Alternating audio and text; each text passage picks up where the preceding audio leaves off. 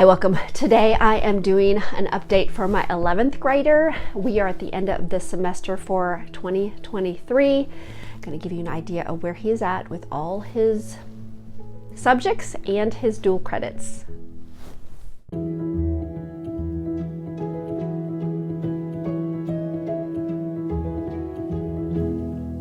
Hi, welcome to Learning with Boys. If you are new here, my name is Rachel. I am a homeschool mom of 4 boys. I have graduated 2, and this school year we have a 6th grader and an 11th grader. And this is our 16th year of homeschooling. I have a lot of books I want to share with you today, so I'm going to get started here, but I do want to mention that I do enjoy doing homeschool content, past and present.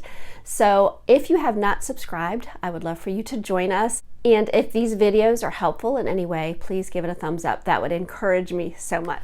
Okay, I am talking about my 11th grader. This video here, I was going to combine this with my 6th grader's update, but I decided to split it because it was getting way too long. So there may be comments in there that just don't seem right, but I wanted to let you know ahead of time. We're gonna go ahead and get started and we're gonna start with math because he is actually enjoying that.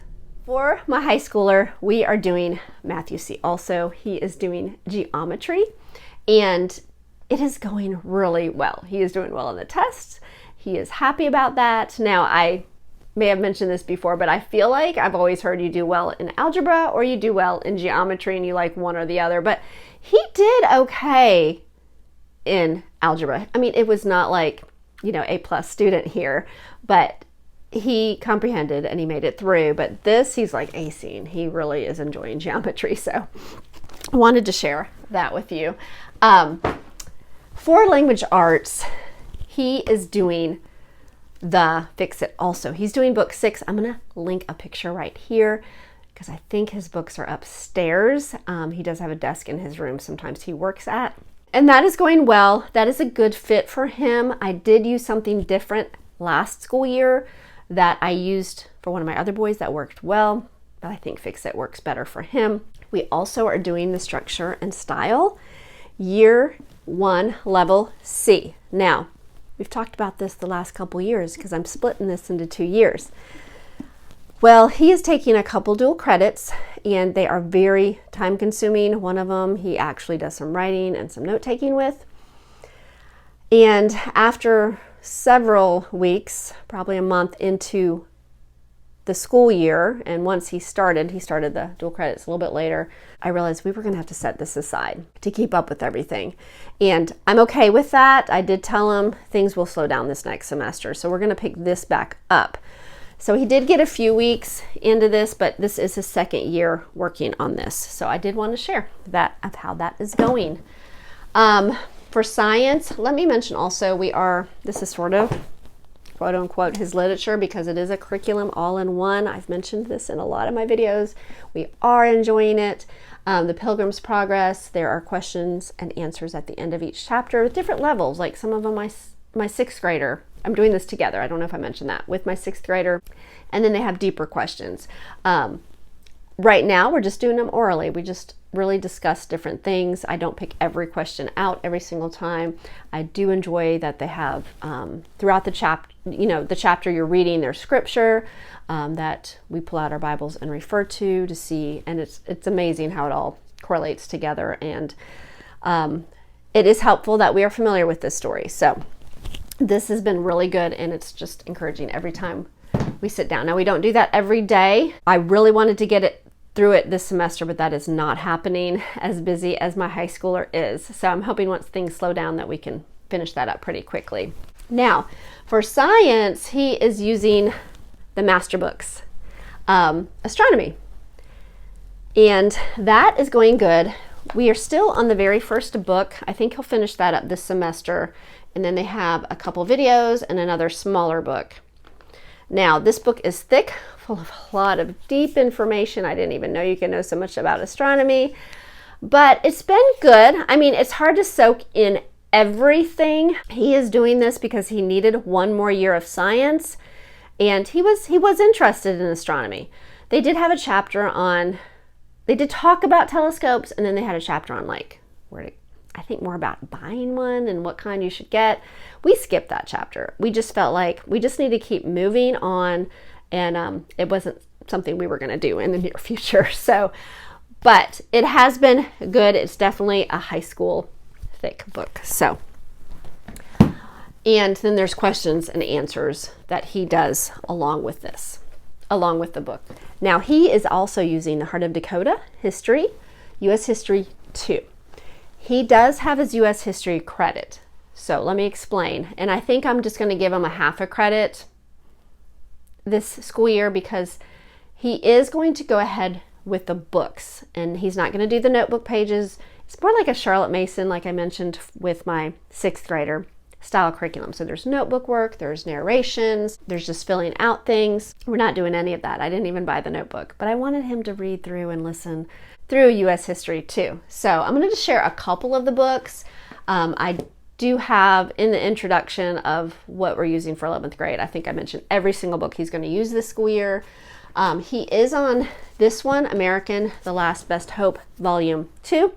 I found this on Audible. He does also work a few hours a day, a few days a week. So he may listen to this on Audible in the car or in his room, but he has been listening to it and he's enjoying it. He did mention that to me.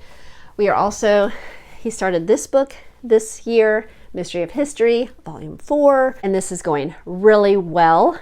We do this together. I mentioned this in my last video that he brought it to me the first time and we read it. I'm like, I want to read through that with you. So we are doing this together. Really have been enjoying this. And he has some other books that, like I said, I also mentioned early on, but this is another one, Great Letters in American History. These are all what you would call spines for his history. So there are living books. He is not doing those. They are not a requirement. I think you actually can get like an extra credit for them, but he is not doing any of those this school year.